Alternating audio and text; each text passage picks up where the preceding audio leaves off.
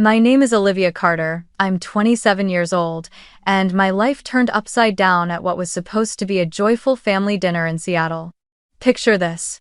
The table filled with food, laughter echoing through the room, relatives raising their glasses to celebrate my grandparents' 50th anniversary. And then, out of nowhere, my grandfather leaned toward me. His voice was calm but sharp as a blade.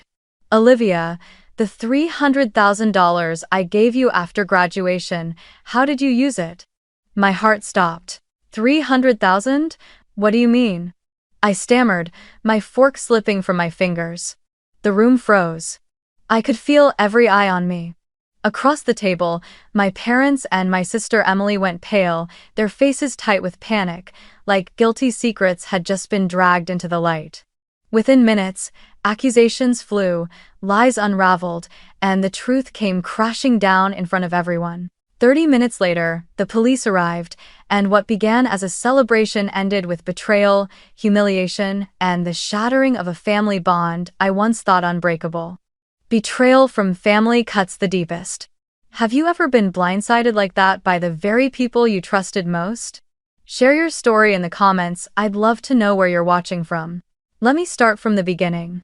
My family had always been a scale tilted heavily to one side, and that side was never mine. My father, Daniel, was a strict man, but one who softened easily when faced with anything glamorous. My mother, Linda, often let her emotions override her reasoning, especially when it came to my younger sister, Emily. Emily, now 25, is a travel influencer who posts photos of her trips to Europe, the Maldives, or Dubai on Instagram, always accompanied by glittering Chanel, Gucci, and Dior bags under the sunlight. To my parents, every time Emily gained a few thousand more followers, it was celebrated as a dazzling achievement, while I, after years of hard work earning my MBA, was brushed off as simply taking a safe path, nothing remarkable. I still remember clearly how many times at family dinners, whenever I tried to share a business idea or talk about a project I was involved in at school, my father's eyes would instantly shift toward Emily, and the conversation would immediately steer toward the new dress she had just received from a brand or the luxury hotel sponsorship she had landed. I would sit there with my hands clenched tightly under the table, feeling as if my very existence was nothing more than a shadow. Olivia is very smart, but she's too dry, not charming like her sister. My mother would often remark, smiling as she poured more wine for my father.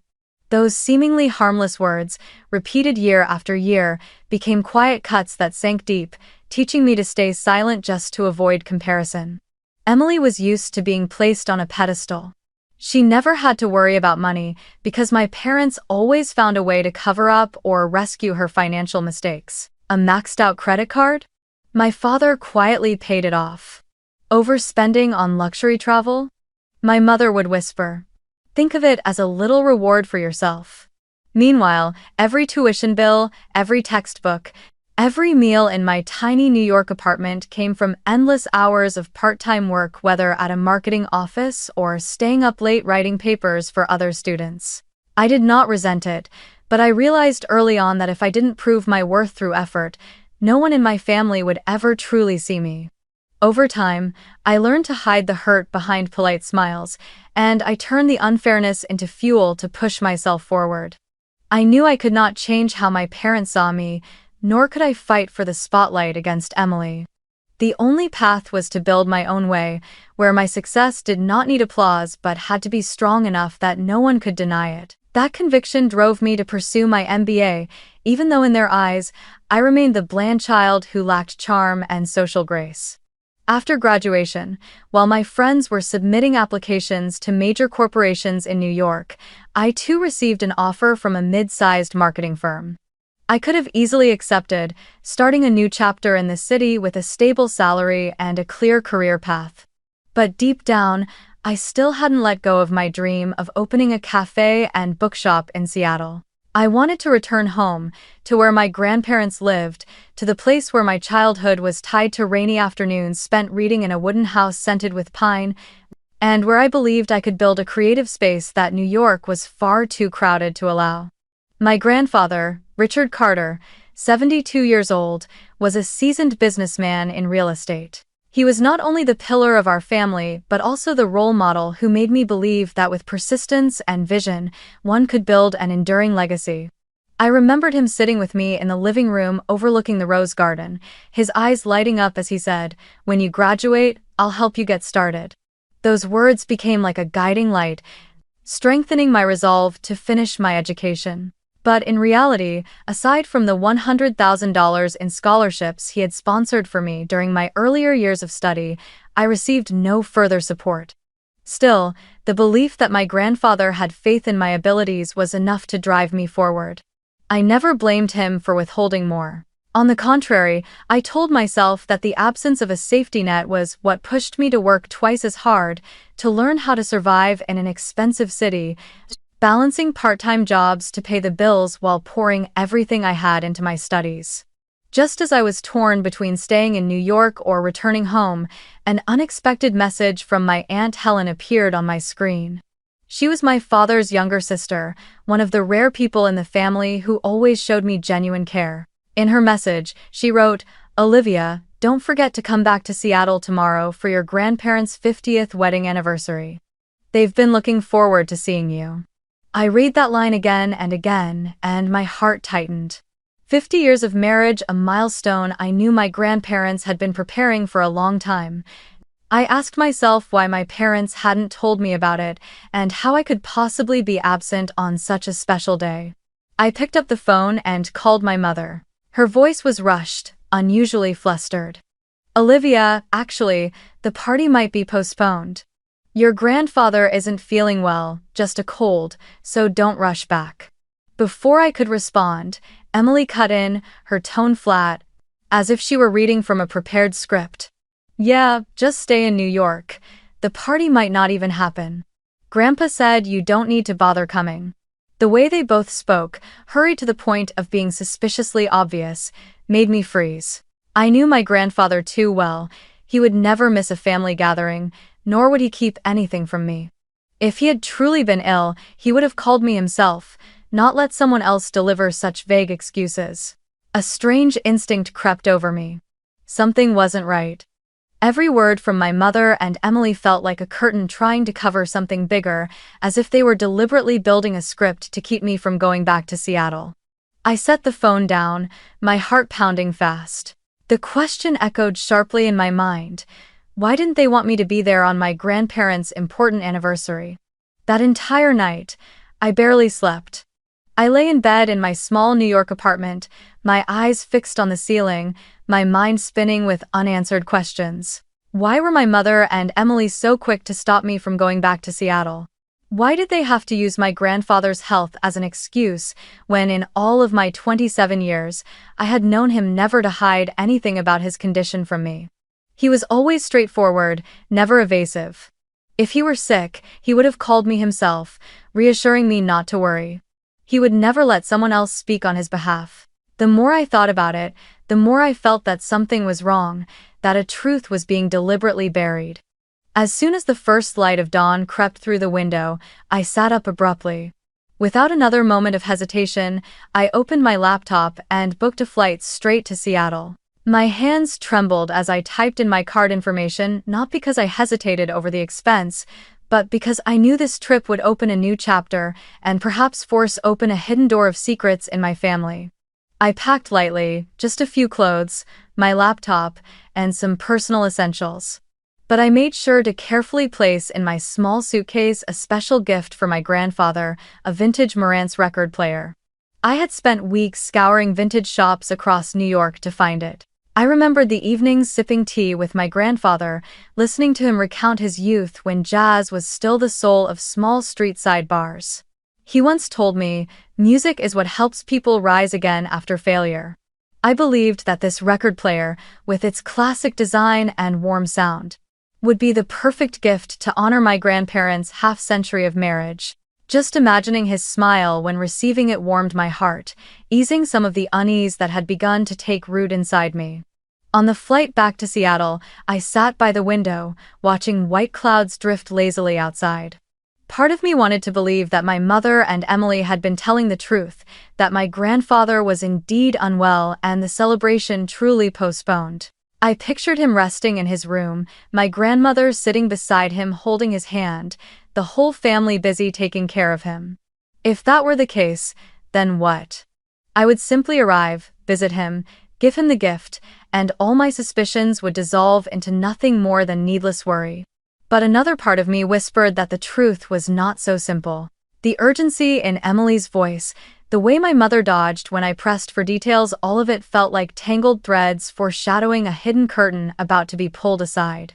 I closed my eyes, took a deep breath, and told myself, whatever awaits ahead, I have to face it.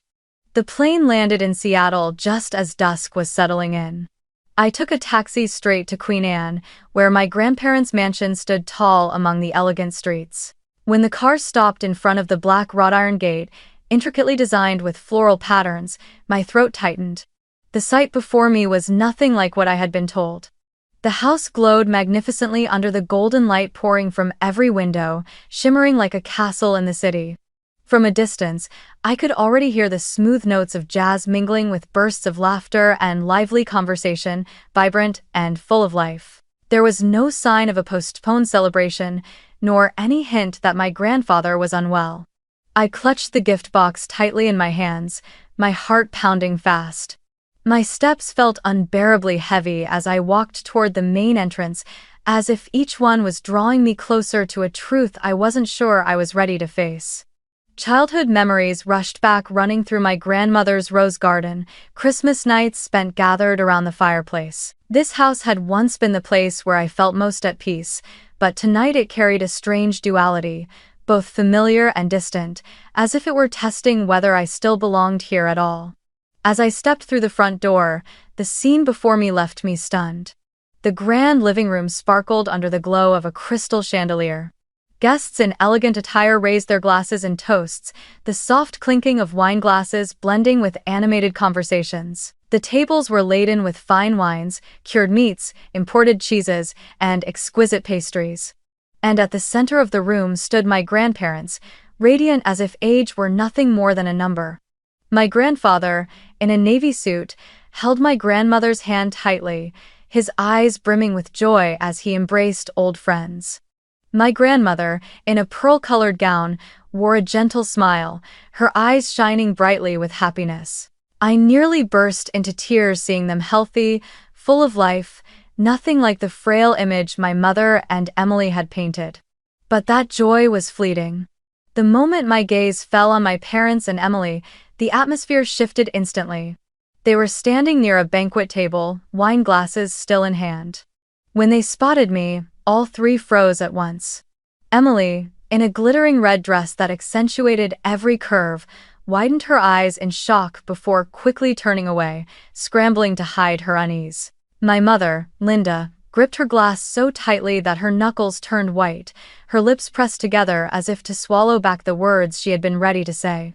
My father, Daniel, forced a polite smile, but his darting eyes and restless expression betrayed his surprise, leaving him unable to mask his alarm.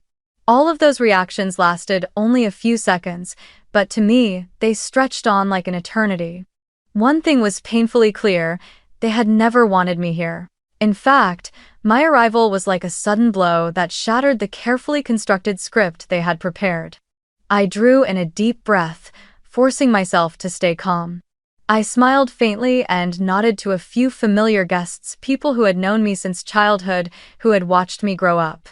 They greeted me warmly, yet I still caught curious glances lingering on me, as if they were waiting for a performance to unfold. Quietly, I slipped into a seat at the long table in the middle of the room, a spot where I could observe everything without drawing too much attention.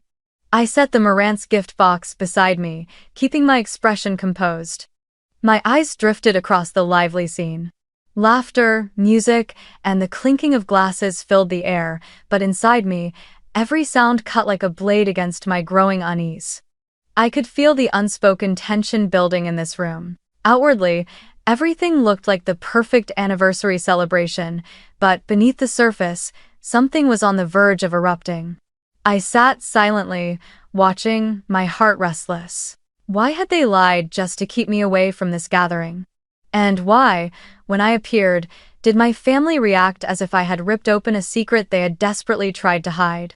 It felt as though I had stepped onto a stage where every actor had been given their lines, everyone except me, the one deliberately written out of the script. And because of that, I knew one thing for certain. Tonight, the truth would soon come to light.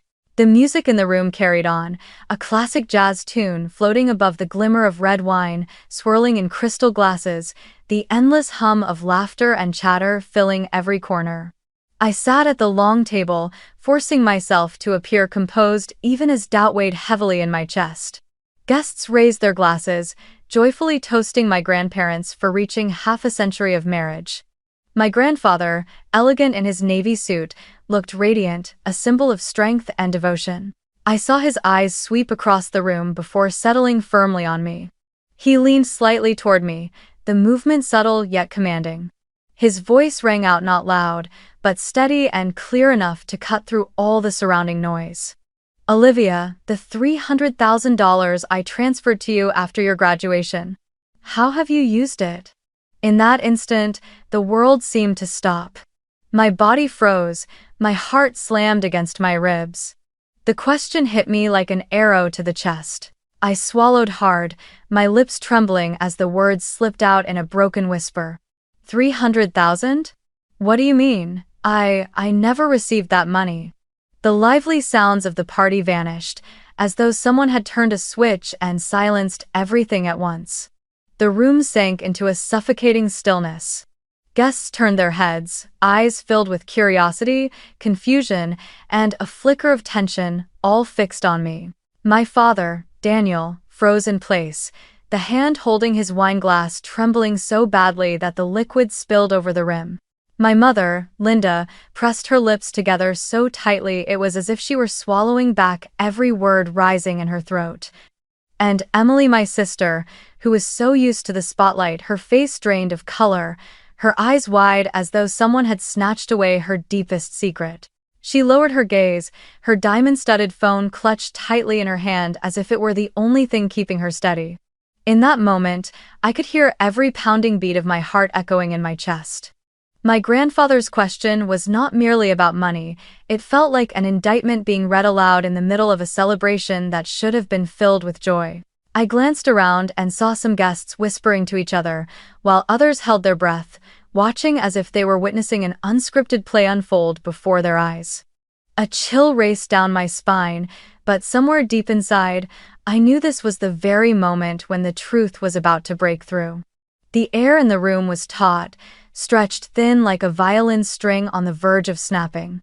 My grandfather never took his eyes off me. His voice, low yet firm, rose again, this time loud enough for every guest to hear. "I opened a joint account and transferred $300,000 to each of you, both you and Emily, after your graduation. I announced it to the family just as I had promised beforehand, hiding nothing." "You say you never received this money, what do you mean, Olivia?" I trembled, struggling to keep my voice steady, though each word slipped out unevenly between quickened breaths. "Grandpa, I swear, I never received a single dollar apart from the scholarship you gave me before. I had no idea about that 300,000. I forced myself to meet his stern gaze, and in those eyes, unwavering and sharp, I felt an even deeper certainty.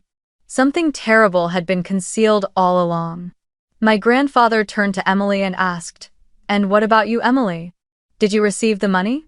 Instantly, every eye in the room shifted to my sister. Emily, who was so accustomed to basking in the spotlight at parties, suddenly looked like a child cornered against a wall.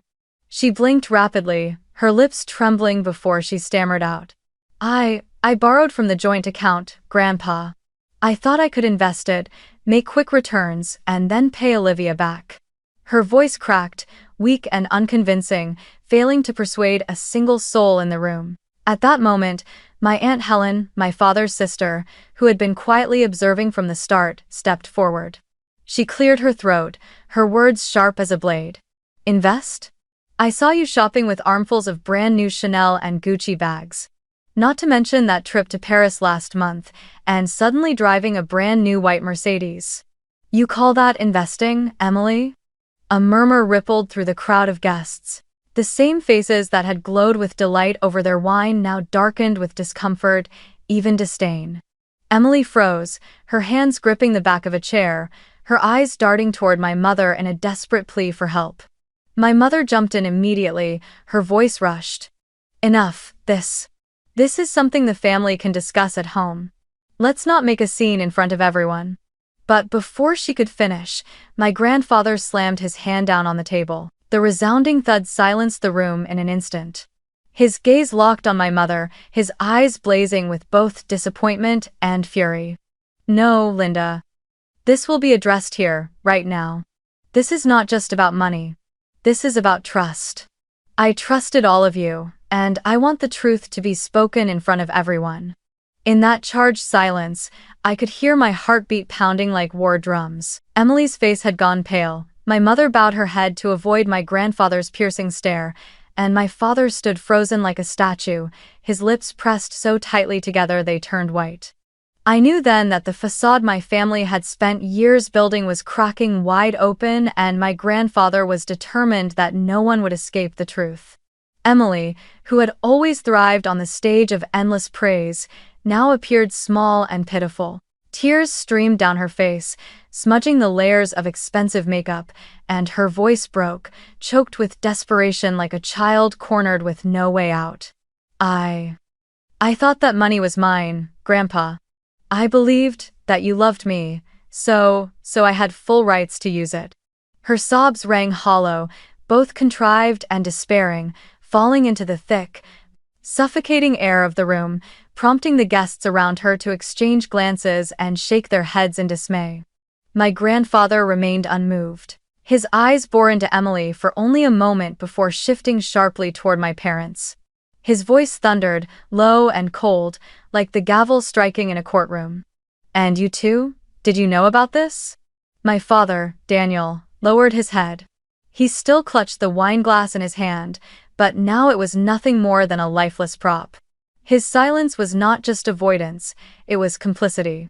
Everyone waited for him to speak, but all they received was a shameful quiet. My mother, Linda, at first tried to avert her gaze, but my grandfather's piercing stare made her tremble. At last, she exhaled shakily, her voice breaking with sobs that could not mask the shame beneath. Yes, I was the one who gave Emily access to the account. I thought she only needed to use it temporarily and would return it before you noticed. I never imagined it would go this far. She looked around desperately, her eyes pleading for some shred of sympathy, but the room stayed silent. Her confession only deepened the cracks that had already spread wide across our family. My grandfather gave a slight nod, but it was not a nod of forgiveness. His face darkened, the deep lines on his forehead carved sharply like the map of a long-suppressed fury. That money was for Olivia, he said, his voice firm and deliberate, each word like the strike of a cold blade. Money for her to start her career, to build something of her own, to prove the ability she earned with her sweat and tears. She deserves it. And you? You betrayed my trust. You betrayed your own daughter. A deadly silence blanketed the room.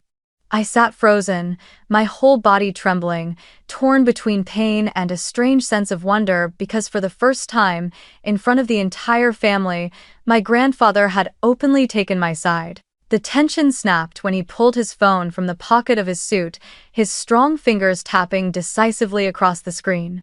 He raised it to his ear, his voice calm enough to chill every soul present. I need the police at the Carter residence immediately. There has been a misappropriation of $300,000. Yes, Queen Anne address. The chatter, the laughter, the clinking of glasses, all of it vanished at once. Guests quietly set their drinks down, some clearing their throats before slipping out with polite excuses. My parents and Emily stood paralyzed, their faces pale as wax statues. I looked around and realized I was standing at the very center of a storm no one had expected to erupt in the middle of an anniversary celebration. And what both horrified and relieved me was this. My grandfather had chosen to expose the truth without disguise, without concealment. The days that followed the questioning at the police station were some of the heaviest of my life. It felt as if the entire city of Seattle had draped my family in a suffocating gray shroud, making every step feel sluggish, every breath constricted. The atmosphere inside the mansion at Queen Anne, once the proud heart of the Carter family, now hung so dense and silent that even the smallest sound was enough to make everyone flinch.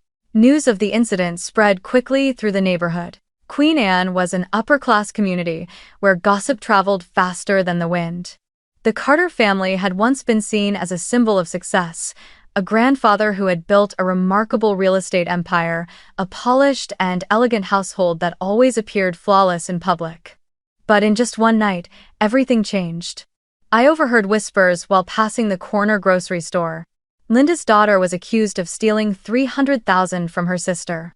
And Linda, always so smug at charity events, well, her true face is out now. Whenever Emily's name or my mother's came up, prying eyes immediately followed.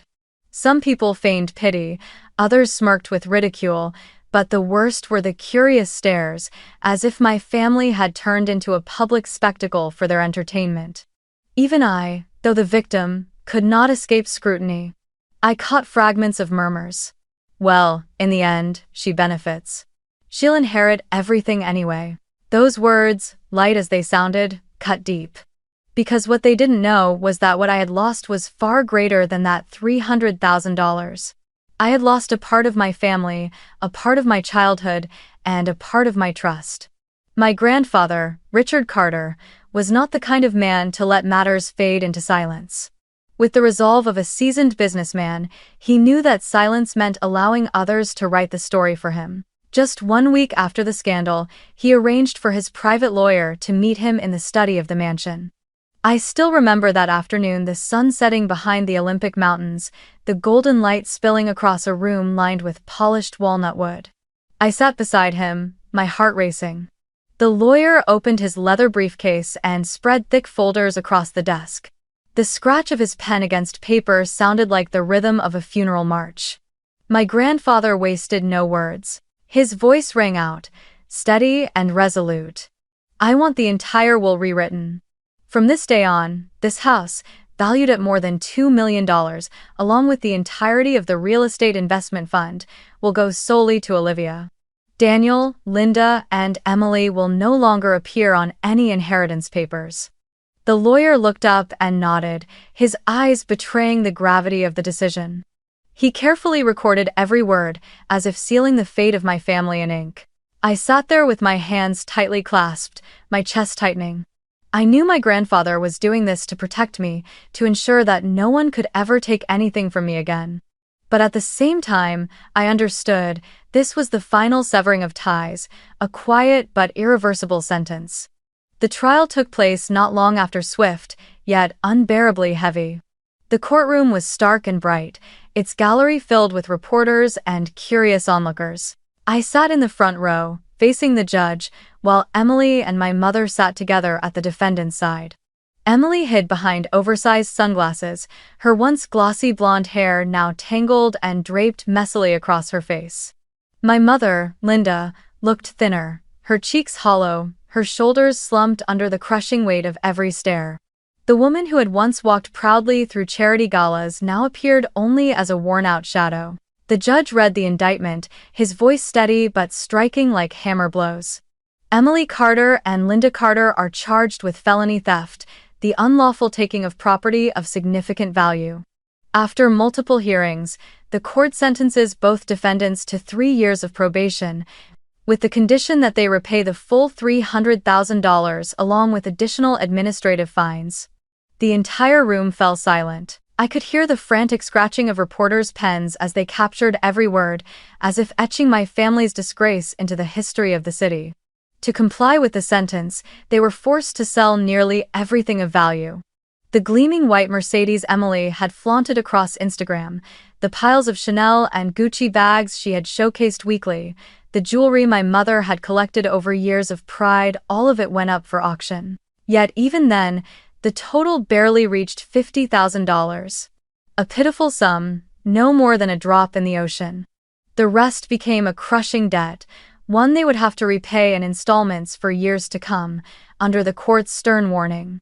A single missed payment, and probation could instantly turn into prison time. From that point on, the family fractured beyond repair.